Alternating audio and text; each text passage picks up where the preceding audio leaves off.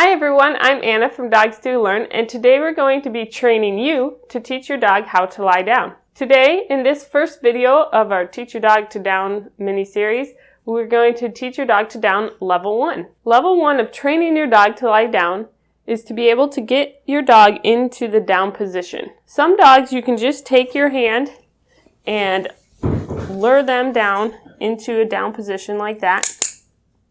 Good girl. And for other dogs, it might be more tricky. If your dog doesn't want to down, here are a few tricks that you can try. So the first trick that you can try is to get down on the floor with your dog. Some dogs will down more easily when you're down on their level. So you can try telling them to down here. Another thing that you can also do is you can try using your leg to help get them in the down position. So if they won't go down, you can try using the treat to lure them. And then if they're really leery of going down, you can start to click or reward for just as the elbows start to bend. So if you're doing, yes! So she's not down all the way, but I'm going to mark that because she's closer to the position that I want.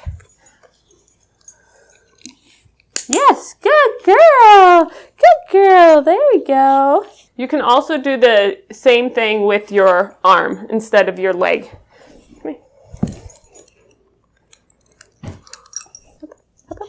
Yeah. So you can put your arm out and yes, good girl. And they have to go under your arm, and then to do that they have to lower their body. The one thing that you don't want to do is to use your hand to put pressure on them and make them down.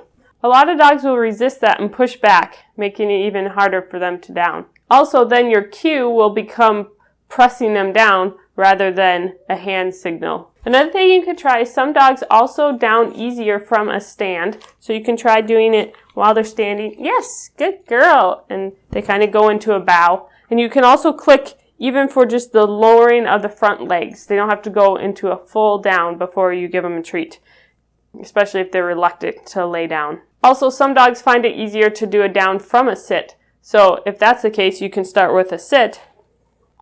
Allie, sit.